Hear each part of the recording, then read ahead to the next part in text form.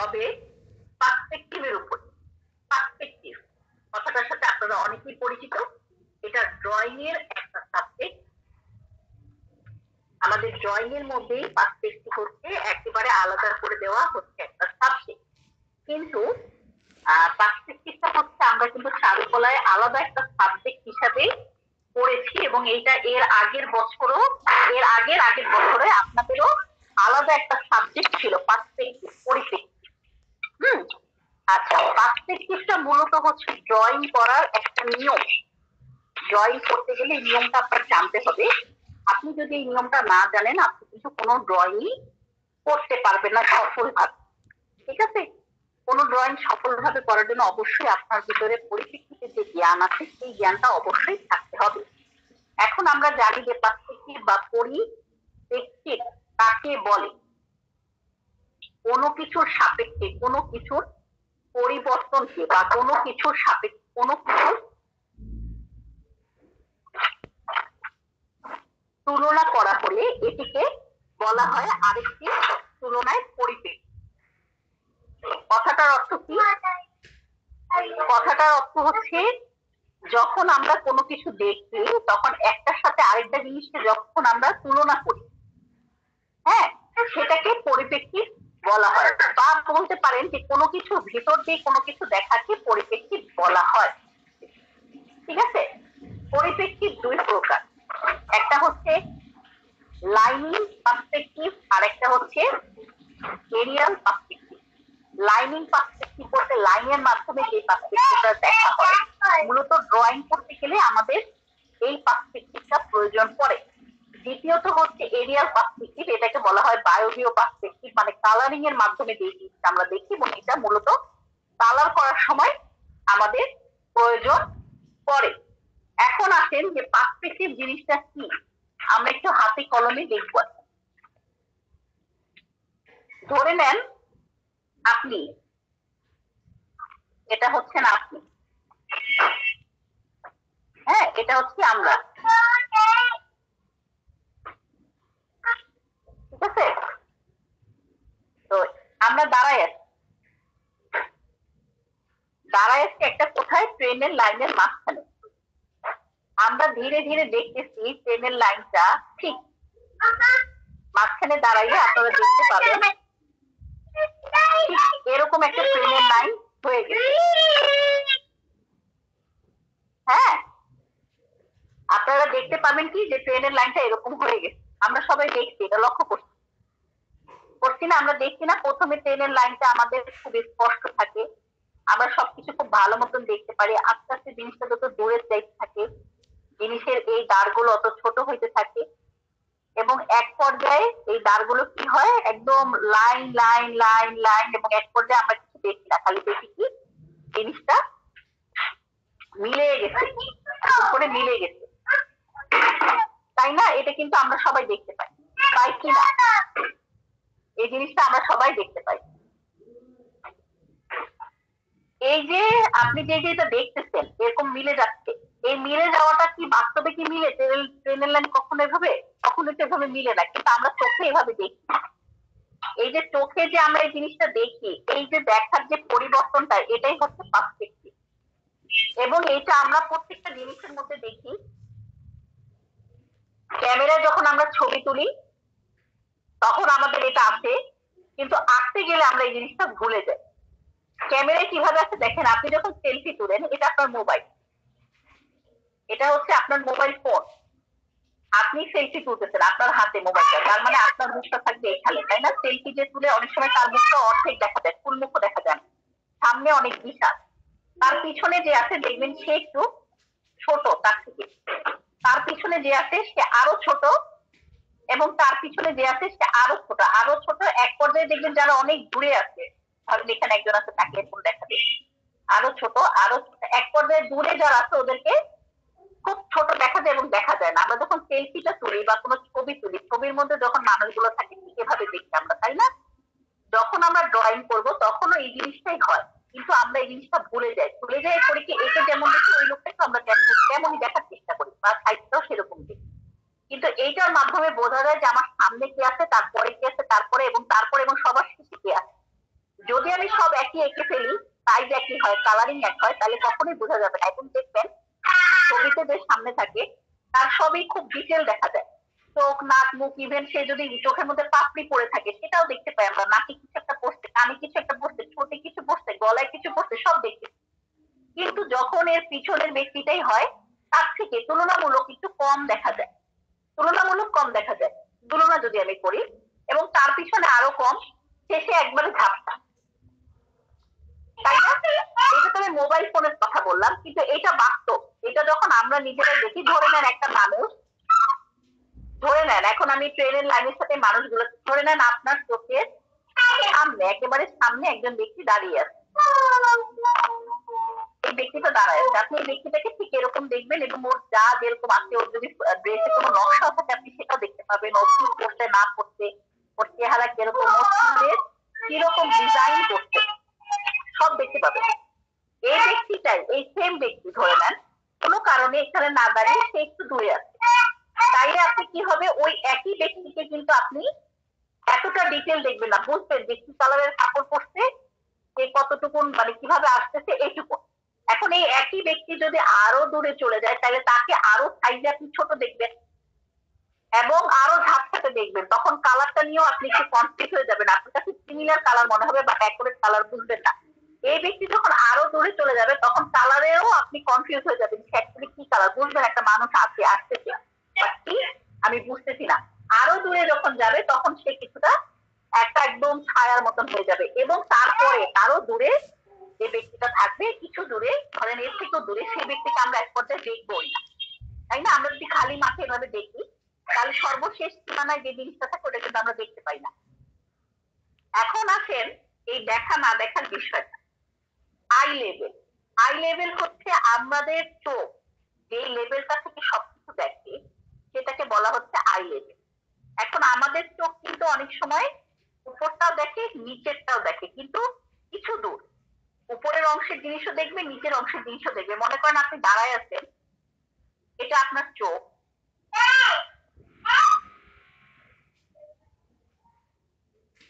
ড্রয়িংটা লক্ষ্য করেন, এই যে আপনার চোখ, আপনি দেখতেছেন। এখন আপনার এখানে একটা দোতলা বিল্ডিং আছে, আপনি নিচতলা বিল্ডিং এর গেট দেখবেন, আপনি নর্মালি যদি টাকায় থাকেন জানলা টালা সবই দেখবেন, সাথে দোতলা বিল্ডিং এরও কিছুটা অংশ দেখবেন, তাই না?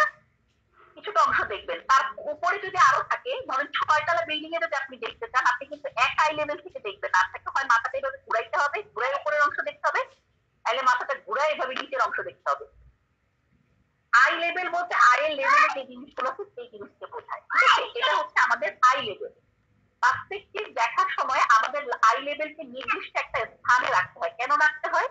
কারণ আপনি যখন ড্রয়িং করবেন, আপনি এই সীমানা যেমন এই লাইন দেখতেছেন, ট্রেনের লাইন, এই সীমানার মধ্যে যত মানুষ থাকবে ওই এক লাইনই দেখবেন, এবং আমাদের আশেপাশে যা থাকবে সব ওই এক লাইনের মধ্যে আপনাকে দেখতে হবে, কারণ আপনি একভাবে তাকায় ছবি আঁকবেন। আমরা অনেক সময় এই ভুলটা করি, যখন ছবি আঁকি একটা জিনিস আমরা একভাবে দেখে ছবি আঁকি, আবার আরেকটা ছবি আঁকতেছি, ধরেন একই ড্রয়িং এ 3-4টা ছবি আছে, 3-4টা ছবি আঁকার জন্য 3-4 রকম দৃষ্টিভঙ্গি নিয়ে আমরা জিনিসটাকে দেখি। এরকম দেখেন, আমি সহজে একটা উদাহরণ বুঝাই, ধরে নেন আমি বাড়িটাকে এভাবে দেখি, এখন আমি সব বাড়ি এভাবে দেখবো, আর এভাবে আমি যখন বাড়ি দেখবো তখন আমি কখনোই নদী এভাবে শেষ হবে এই অংশটা আমি এভাবে দেখতে পাবো না, কারণ এই অংশটা দেখার জন্য আমাকে হেলিকপ্টারের উপরে থাকতে হবে।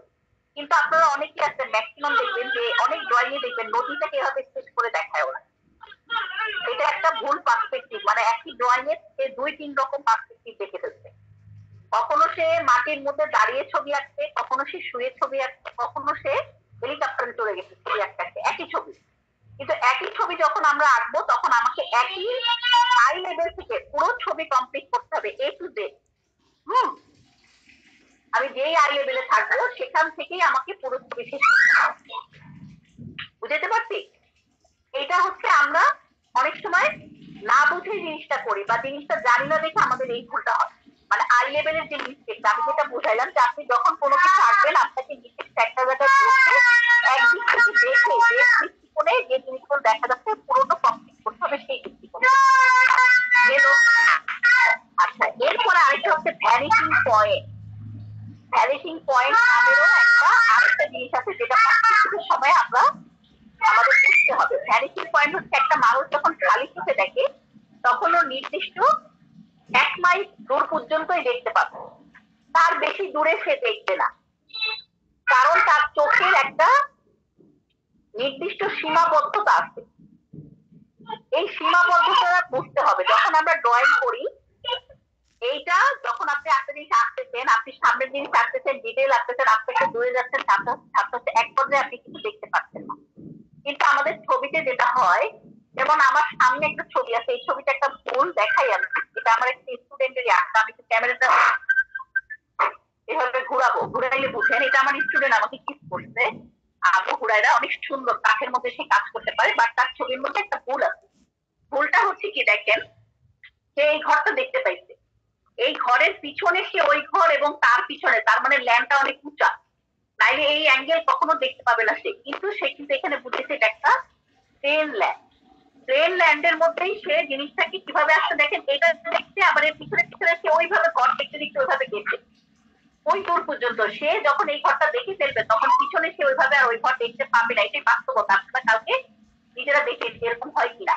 যেমন যখন সে এই ঘর দেখছে তখন সে ওই ঘর আর ওইভাবে দেখতে পাবে না, তার মানে ওই ল্যান্ডটা অনেক উঁচা, পাহাড়ি পাহাড়ি একটা এলাকা এটা। হ্যাঁ, কখনোই এই জিনিসটা হবে না। এটাই হচ্ছে যেটা আমি বুঝাইলাম যে চোখের আই লেভেলের একটা মানুষের যে সীমাবদ্ধ, সেই জিনিসটা মানে যখন আমি এই ঘরটা এখানে দেখে ফেলছি তখন আমি কখনোই এই জায়গায় গিয়ে আরেকটা কমপ্লিট বাড়ি এভাবে কখনোই দেখতে পাবো না। কখনোই আমি এই বাড়ি কমপ্লিট দেখতে পাবো না। হ্যাঁ, দেখতে পাবো কতটুকু, অল্প একটু। আর আমি যদি কমপ্লিট দেখিও তাইলেও আমার এই ল্যান্ডটাকে অনেক দূরে বুঝাইতে হবে এবং এই বাড়ির পিছনে আমি দেখতে পাবো না, কারণ আমার আই লেভেল থেকে এই বাড়ি আমার অনেক কাছে, এই জায়গা আমার আটকে যাবে। আমি ওই পাশে যাই দূরে আমি ছোট বাড়ি দেখতে পারি। ঠিক আছে, কারণ আমার চোখ সীমিত জিনিস দেখে, আমার চোখ কিন্তু সুপার ন্যাচারাল না যে এইটার পিছনের জিনিসও সে দেখতে পাবে।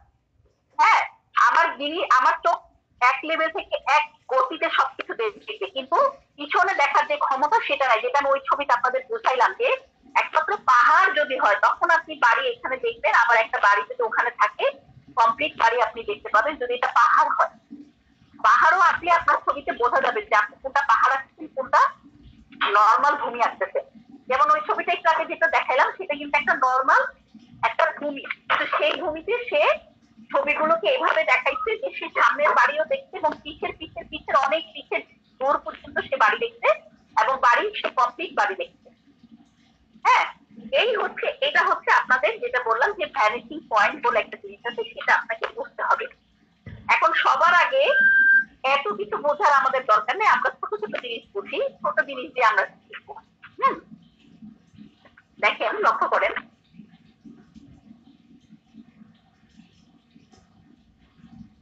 কোন একটা বক্স যদি একেবারে আমার আই লেভেল বরাবর থাকে, প্লাস চিহ্ন মানে আমার চোখ, এটা আমার আই লেভেল, এটা আমার আই লেভেল, এখানে একটা বক্স আছে, তাই এই বক্সটা আমি লক্ষ্য করেন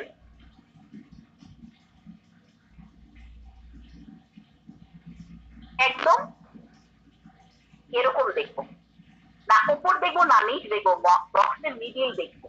আচ্ছা, এটা প্রথম সূত্র। দ্বিতীয় সূত্রটা হচ্ছে যেহেতু এইটা আমার ভ্যানিশিং পয়েন্ট, তাই না, এই দুইটা হচ্ছে আমার ভ্যানিশিং পয়েন্ট দুই পাশে, তাইলে এই বক্সটার উপর থেকে একটু নিচের দিকে নামবে, নামতে নামতে কোনো এক পর্যায়ে ভ্যানিশিং পয়েন্টের সাথে মিলে যাবে, ঠিক আমাদের ট্রেনের লাইনের মতো, এবং এই সাইডটাও উপরে উঠবে, উপরের সাইড নিচে নামবে, নিচের সাইড হালকা একটু উপরে উঠবে, উঠতে উঠতে কোনো এক পর্যায়ে যায় এটা ওই ভ্যানিশিং পয়েন্টের সাথে মিলে যাবে, ঠিক ওই ট্রেনের লাইনের মতো। অপর দিক দিয়ে এই যে লাইনটা, এই লাইনটাও আস্তে আস্তে আস্তে আস্তে আস্তে কোনো এক জায়গায় যায় মিলে যাবে এই ভ্যানিশিং লাইনের সাথে। যদি ডিব্বাটা অনেক বড় হইতো তাহলে ট্রেনের লাইনের মতো মিলে যাইতো। আবার এইটা একটু উপরে উঠবে, উঠতে উঠতে কোনো এক জায়গায় যায় এই ভ্যানিশিং পয়েন্টের সাথে এই লাইনটা আমার মিলে যাবে।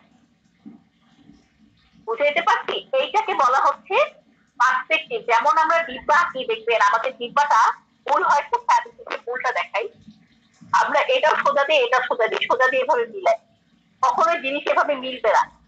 আমাদের কাছে মনে হতে পারে যে জিনিস এভাবে মিলতেছে, বাট জিনিস কখনো এভাবে মিলবে না।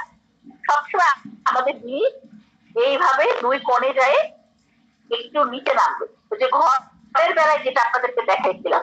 হ্যাঁ, আচ্ছা, আমাদের ভ্যানিশিং পয়েন্ট এখানে আছে। এখন দেখেন, আমরা যদি আই লেভেল থেকে জিনিস একটু নিচে দেখি, তাইলে আমরা কিভাবে দেখবো? তাইলে আমরা উপরের মাথার উপরটা তো দেখবো, তাই না? এটাও একটু উপরে উঠবে, এটাও একটু উপরে উঠবে। দেখেন, এটা কোনো এক পর্যায়ে যায় মিলে যাবে। অপর দিকে এটা একটু উপরে উঠবে, এইটা একটু, এই লাইনটা একটু উপরে উঠবে, এবং কোনো এক পর্যায়ে যায় এটা মিলে যাবে। অপর দিক দিয়ে এই যে এই লাইনটা ঠিক এই লাইনটার সাথে একটু চাপবে, হালকা একটু চাপবে। কেন? কারণ এই দুইটা লাইনও কোনো এক দিকে যায় মিলে যাবে। হ্যাঁ, আবার এই লাইনটা এইদিকে চাপবে, কারণ কি এই লাইনটা কোনো একদিকে যায় একেবারে মিলে যাবে। তাইলে দেখেন, এই যে বক্সটা কমপ্লিট একটা বক্স কিরকম হইলো? বক্স অটোমেটিক হয়ে গেল যখন আমি সূত্র মনে রাখলাম। কিন্তু যদি আমি সূত্র না মনে রাখি, এটা ওইদিকে দিয়ে দিতাম, তাইলে আমার কখনোই এই বক্সের লাইন গুলো আমি মিলাইতে পারতাম না। এখন আমি বক্সের উপর দেখতে পারলাম, তাই না? আচ্ছা, এইবার দেখেন, আমি বক্সের নিচ কখন দেখবো? যখন আমার এই দুই লাইন নিচের দিকে যাবে। হ্যাঁ, ভ্যানিশিং পয়েন্টটা আমার নিচের দিকে, মানে এদিক দিয়ে যায়, এভাবে যায়, কোনো দিকে কোনো এক জায়গায় মিলতেছে। তখন আমি আমার এই বক্সের এই যে এই লাইনটা যেরকম এদিক গেছে, দেখেন, লক্ষ্য করেন, ঠিক এই লাইনটা এদিক যাবে, আমার বক্সের নিচ অটোমেটিক মিলে গেল। ঠিক আছে, এই হচ্ছে আমাদের ভ্যানিশিং পয়েন্ট মিলানোর যে নিয়ম এবং বক্স থাকার যে নিয়ম। এখন আপনাদের অনেকের যেটা হবে আমি বলি, বক্সের এই দাগ এদিক চলে যাবে, এই দাগটা এদিক না যায়, দাগ যাবে এদিকে। বক্সের এই কোণ হয়ে যাবে চওড়া, এই কোণের থেকে। আপনাদের মাথায় একটা জিনিস রাখতে হবে, আমার সামনে যে বিন্দু, এখানে ড্রয়িং এর প্রথম বিন্দু এইটা, এইটার থেকে প্রত্যেকটা বিন্দু চাপবে, চাহে উপরের লাইনের বিন্দু হোক, চাহে নিচের লাইনের হোক, চাহে ওই পাশের হোক, প্রত্যেকটার কাছ থেকে একটু বেশি পরিমাণে চাপবে। তাইলেই আপনি একমাত্র যে আমাদের যে লাইন আছে সেগুলোকে আপনারা মিলাইতে পারবেন। এবং আই লেভেল ভ্যানিশিং পয়েন্ট সবসময় আপনাকে মাথায় রাখতে হবে এবং মনে রাখতে হবে যে এই দুইটা লাইন তাহলে কি হবে, কোথাও গিয়ে মিলবে। এই মিলার জিনিসটা যখন মাথায় রাখবেন, আপনি বক্স মিলাই ফেলতে পারবেন। ঠিক আছে, এরকম নাই না? আচ্ছা, আরেকটা জিনিস দেখেন, আমরা যে সার্কেল আঁকা শিখছিলাম, এই যে সার্কেল আঁকছিলাম আমরা, তাই না? সার্কেল আঁকা শিখছিলাম। এই যে সার্কেলটা, এই সার্কেলটা হচ্ছে যে কোনো ধরনের গোল জিনিসকে তো আমরা সার্কেল দেখি, তাই না? এই সার্কেল আমরা খুব রেয়ার দেখি, বলতে পারেন দেখি না। কেন দেখি না? আমি এখন একদম সামনে আপনাদের একটা উদাহরণ দেবো। চা খাচ্ছিলাম চায়ের কাপ দিয়ে। এই যে চায়ের কাপ, এখন ম্যাক্সিমাম সময় তো চায়ের কাপ এমনি আমরা দেখি, তাই না? সামনেটা টেবিলে রাখে, জিনিসটা কেমনে থাকে, এখানে কোথাও কোনো সার্কেল নাই, সব ওভার। এই সার্কেল একমাত্র আপনি তখনই দেখবেন যখন চায়ের কাপ আপনি উপর থেকে দেখবেন। এই উপর থেকে দেখছেন, এখন এখানে সার্কেল। যখনই চায়ের কাপ আপনার আই লেভেল থেকে উপরের দিকে উঠতেছে, এটা ওভাল শেপ ধারণ করতেছে। যত উপরে উঠতেছে এটা ওভাল শেপ, ওই সার্কেলই ওভাল। এই যে দেখেন, এখন একটা ওভাল পাচ্ছেন, এই যে একটা লাইন, ওই যে ভিতরের দিকের একটা লাইন, ওভাল শেপ। ওই সার্কেলটাই ওভাল হলো। সার্কেল কখন ছিল? যখন আপনি এটাকে একদম উপর থেকে দেখছেন। কিন্তু কোনো কিছুই আমরা কিন্তু এভাবে উপর থেকে দেখি না, একমাত্র ওই যে যেটা বললাম যে হেলিকপ্টারে চললে আমরা আকাশ থেকে জিনিস দেখতে পাবো, বা অনেক সময় দাঁড়ায় দাঁড়ায় যদি নিচে তাপমাত্রাকে আঁকি। কিন্তু এই অ্যাঙ্গেল গুলোতে ড্রয়িং রেয়ার করা হয়, সবসময় কিন্তু কমন ড্রয়িং না, রেয়ার ডিফিকাল্ট ড্রয়িং যাকে বলা হয়, তাই না? কিন্তু নর্মাল ড্রয়িং আপনি করবেন কি, একটা কাপকে অবশ্যই আপনার সামনে এভাবে রাখবেন, দেখে দেখে আঁকবেন। তাহলে এটাও কিন্তু হচ্ছে এখানে পার্সপেক্টিভ। কেমনে পার্সপেক্টিভ? দেখেন, আপনি যখন জিনিসটাকে একেবারে আই লেভেলের বরাবর দেখতেছেন, নিচে দেখতেছেন, তখন সার্কেল দেখতেছেন। যখন এটা আপনার আই লেভেল থেকে উপরের দিকে উঠতেছে, আপনার সার্কেল পরিবর্তন হয়ে ওভালে রূপ নিচ্ছে, এবং এটা আই লেভেলের বিভিন্ন অ্যাঙ্গেল থেকে রূপটা চেঞ্জ হচ্ছে। বিভিন্ন অ্যাঙ্গেল বলতে কি বুঝাচ্ছি আমি? আমরা বসে আঁকি, যেমন এখন বসে আমি টেবিলের মধ্যে আপনাদের ড্রয়িং দেখাচ্ছি। কোনো সময় এই ড্রয়িংটা কিন্তু দাঁড়ায় আমি ইসরায়েলের মধ্যে আঁকি, কোনো সময় মাটিতে বসেও আঁকি।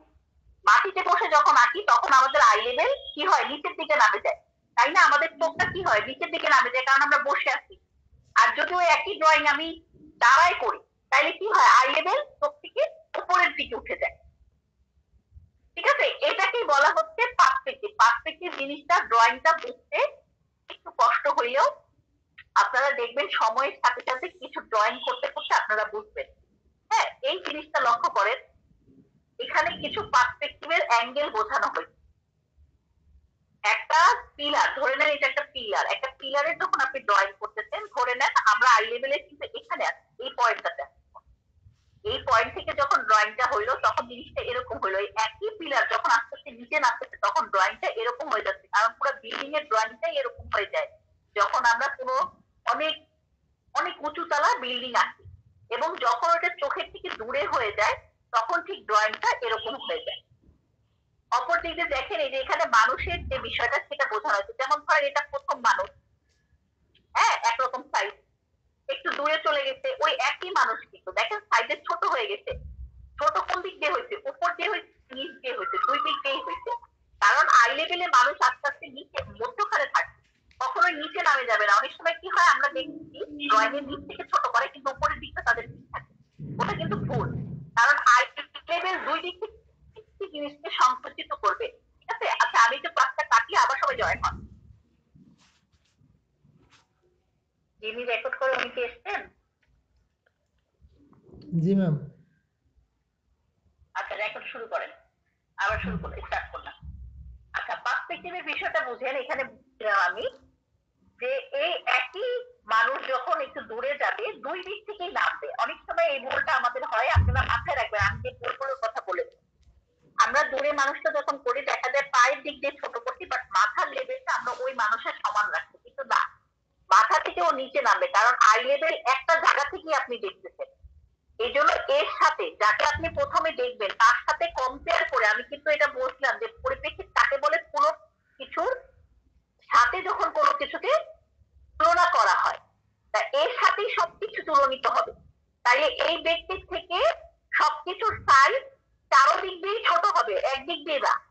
তাইলে দেখেন এর থেকে ধরেন একটু দূরে একটু সাইজে ছোট হইলো, আবার এই আরো দূরে এ আরো ছোট হইলো। দেখেন প্রত্যেকটা লাইনের মাধ্যমে দিচ্ছে, এবং ট্রেনের সেই লাইনটা কিন্তু তারা এঁকেছে। হ্যাঁ, চতুর্দিক দিয়ে আসছে, দেখেন এদিক দিয়ে আসছে, এই পাশ দিয়ে আসছে, এদিক দিয়ে আসছে। এই ড্রয়িং গুলা অত্যাধিক ইম্পর্টেন্ট ড্রয়িং, পার্সপেক্টিভের যে ড্রয়িং। আমাদের প্রথম পরীক্ষায় আমরা হচ্ছে, আমি ছেলে মেয়েদেরকে কাছাকাছি কোশ্চেন গুলো বলেছি। হ্যাঁ, একদম অবিকল কোশ্চেনটা আমরা বলবো না, এটা নিয়ম নাই। কিন্তু দেখেন একই কোশ্চেন একটু খালি মানে ঘুরায় যাওয়ার কারণে 50% স্টুডেন্ট অ্যান্সার করতে পারেনি। কোশ্চেনটা ছিল এরকম যে একটি দোতলা বাড়ি অঙ্কন করুন। একটি দোতলা বাড়ি অঙ্কন করা হচ্ছে একটা পার্সপেক্টিভের ড্রয়িং।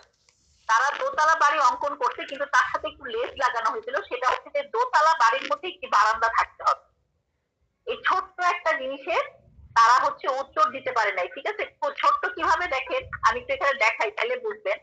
একটা দোতলা বাড়ি কিরকম হয়, ওই সেম বক্স বক্স আঁকা দেখালাম একটু আগে, কি হয় দুই দিক দিয়ে নিচে নামে, এদিক দিয়ে উপরে উঠবে, এদিক দিয়ে উপরে উঠবে, তাই না? এই যে বক্স আঁকলে, এই বক্সই তো বিল্ডিং, একতলা কেন, দোতলা কেন, আর 50 তলা কেন, আর 500 তলা কেন, এই বক্সই বিল্ডিং। এই যে এটার মাঝখানে একটা দাগ দিয়ে দিলেই, লক্ষ্য করেন দাগটা, এটা যেরকম এদিক থেকে এদিক গেছে, ঠিক এই দাগটা একটু উপর থেকে একটু নিচে নামবে, এবং এই দাগটা যখন এদিক থেকে এদিক গেছে এই দাগটা একটু নিচে নামবে। তাইলে এটা এখন দুই তলা হয়ে গেল, একটা বক্স ছিল দোতলা হয়ে গেল। এখন দোতলার মধ্যে ধরে নেন, আমি খুব একটা ফর্মাল ড্রয়িং দেখাচ্ছি, মানে একদম নর্মাল। এই যে ধরেন, এই যে আমার জানলা দরজা আমি দিয়ে দিলাম, এবং জানলা দরজার মতো পার্সপেক্টিভ থাকবে। যেমন এই যে জানলাটা আছে, এই জানলাটা যদি আমার এরকম হয়, দেখেন এদিক থেকে যখন এই জানলাটা যাবে অবশ্যই এটা থেকে একটু সাইজে একটু ছোট হবে, এবং দুই দিক দিয়ে এরকম লাইন দিয়ে নামাইতে হবে। লাইনটা উজ্জ্বল হালকা লাইন রাখতে হবে। বিষয়টা বুঝতে পারছেন? হ্যাঁ, আচ্ছা, তাইলে এই যে আঁকলাম, এখন ধরেন এইখানেও আমি, এখানে তো আর দরজা হবে না, দরজা তো ভিতর দিয়ে, যেহেতু এটা দোতলা বাড়ি, তাইলে এখানে হবে কি জানলা হবে। তাহলে জানলাটার আগে আমি ওই লাইনগুলোকে ব্যবহার করে নিব। দেখেন, ব্যবহার করে আমি জানলাগুলো ড্রয়িং করে নিলাম। ধরেন এখানে দুইটা করে জানলা আছে, দুই পাশে বিল্ডিং এর দুই পাশে দুইটা করে জানলা আছে, আমি এঁকে নিলাম। এখন বলছে কি একটু লেন্স লাগাইছে, এইটা আমি তাদের বলে দিচ্ছি, করাই দিচ্ছি। দোতলা কি বলছে, একটা বারান্দা। এখন বারান্দা জিনিসটা কি, বারান্দা জিনিসটা এই যে লাইনটা, হ্যাঁ, এই লাইনটাই এই যে আপনি যদি এরকম করে দেন, এটাই একটা বারান্দা। আরেকটু যদি ক্রিয়েটিভ মানুষ হন, আপনি যে একটু ক্রিয়েটিভ করে করতে চাচ্ছি, তাইলে এরকম করে দাগ দিয়ে যে বাইরের দিকে একটা কিছু আছে,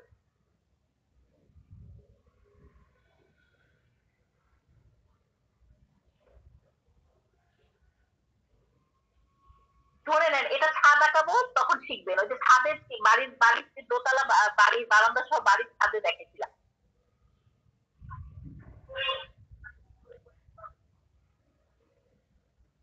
এই ছাদ বারান্দা হয়ে গেল। তাহলে এই সহজ জিনিসটার জন্য একদম 50% স্টুডেন্ট কনফিউজ হয়ে গেছে এবং উল্টাপাল্টা কাজ করে পড়ছে। তাহলে এগুলো কিন্তু আপনি যদি শিখেন, মনে করেন আপনারা যখন শিখতেছেন, আপনাকে বুঝতে হবে। এখন আপনাকে এই যে ড্রয়িংটা আমি দেখাই দিলাম, এটা যদি আপনি প্র্যাকটিস করেন, ফিগার ড্রয়িং হয় না, ঠিক আছে, ফিগার ড্রয়িং তো ক্লাসে আমি করাবো। এখন করানোর পরে আপনাদের পরীক্ষায় আসলো যে কয়েকটি মানব ফিগারের পার্সপেক্টিভ দেখাও, তাইলে কিন্তু আপনার প্রথমে ব্রেনে চলে আসা উচিত এই ড্রয়িং। এই ড্রয়িং এর থেকে আপনি ফিগার ড্রয়িং শিখছেন, ওই ফিগারটাকে এখানে বসায় আপনাকে ড্রয়িং কমপ্লিট করে ফেলতে হবে। কারণ আপনি অবিকল কি আসবে সেই জিনিসটা কিন্তু বলা কখনোই যাবে না, কারণ বলবো না, কারণ এটা বললে তো আপনার শিখা হইল না, আপনি শিখাইতেও পারবেন না। কারণ বাচ্চাদের ড্রয়িং এ এখন এই পার্সপেক্টিভ প্রচুর পরিমাণে থাকে, প্রত্যেকটা স্কুলে পার্সপেক্টিভ ড্রয়িং আছে, হ্যাঁ, তো তখন তো আপনি করতে পারবেন না।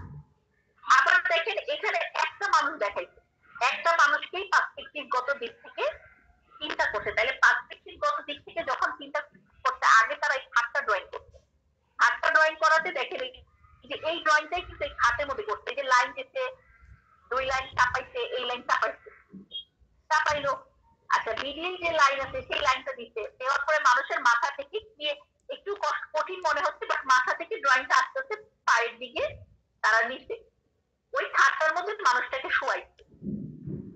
হ্যাঁ, এই জায়গাটা যেরকম বড় থাকবে ওরকম মানুষের মাথাটাও বড়, আস্তে আস্তে আস্তে আস্তে পায়ের দিকে ছোট। ঠিক অনেকটা দেখবেন আমরা যখন অ্যাডভার্টাইজমেন্টের ছবি দেখি, ধরেন একটা জুতা অ্যাডভার্টাইজমেন্ট করতেছে, জুতার অ্যাডভার্টাইজমেন্টে দেখবেন ম্যাক্সিমাম সময় কি করে, নিচ থেকে জুতাটার দিক থেকে ছবিটা তুলে দেখবেন, পাটার জুতাটা অনেক বড় মনে হচ্ছে, আস্তে আস্তে মুখটা ছোট হয়ে যায়, একদম নিচ থেকে এইভাবে করে ছবিটা মানে ক্যামেরাটা ধরে তারা ছবিটা তুলে। কেন, যে পার্সপেক্টিভ যেহেতু আছে, অটোমেটিক ওই জুতাটা বড় হয়ে যায়, ডিটেল মানে সবচেয়ে আগে ফোকাস করা হয়, মানে যে কোনো জিনিসটা অ্যাডভার্টাইজমেন্টে যে জিনিসটা অ্যাডভার্টাইজ করা হয় সেটাকে ফোকাস দেওয়া হয়, বাকি জিনিস উজ্জ্ব থাকে। তো দেখেন ওই পরে আবার অনেক সময় দেখবেন বাকি যে কোনো জিনিসই যখন সেটাকে ফোকাস দেওয়া হয় সেটাকে বড় করে দেখানো হয়। এই মানুষটাকেও পার্সপেক্টিভ গত দিক থেকে লাইন টেনে বোঝানো হয়েছে, ঠিক আছে। এখানে বেশ কিছু পার্সপেক্টিভের ড্রয়িং দিচ্ছে তারা, কিন্তু আমি হচ্ছে এই ড্রয়িং গুলো দিব না, আপনাদের আমি কিছু সহজ সহজ ড্রয়িং এখন করতে দিব। আপনারা এই ড্রয়িং গুলো প্র্যাকটিস করে আমাকে পাঠাবেন নেক্সট ক্লাসের আগে। আমি ড্রয়িং গুলো একটু দিয়ে দিই গ্রুপে।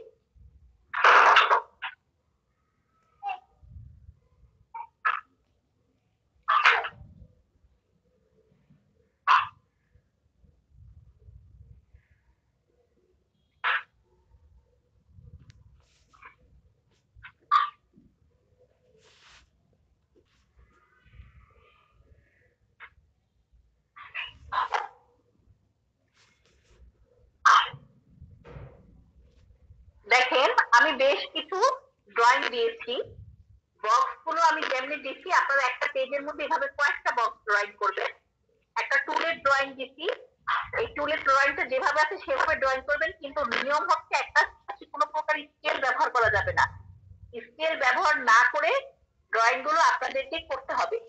এরপরে দিচ্ছে একটা বাড়ির ড্রয়িং, ঠিক আছে। এই সমস্ত ড্রয়িং করে আমাকে নেক্সট ক্লাসে পাঠাবেন, কিন্তু আজকে এই মুহূর্তে এক্ষুনি আমাকে দুটো বক্স ড্রয়িং করবেন, ক্লাসে যারা আছেন দুটো বক্স ড্রয়িং করে ছবি তুলে আমাকে এই যে 9টা 50-এর মধ্যে আমাকে দেখান, আমি চেক করবো কার কি অবস্থা, কি ভুল।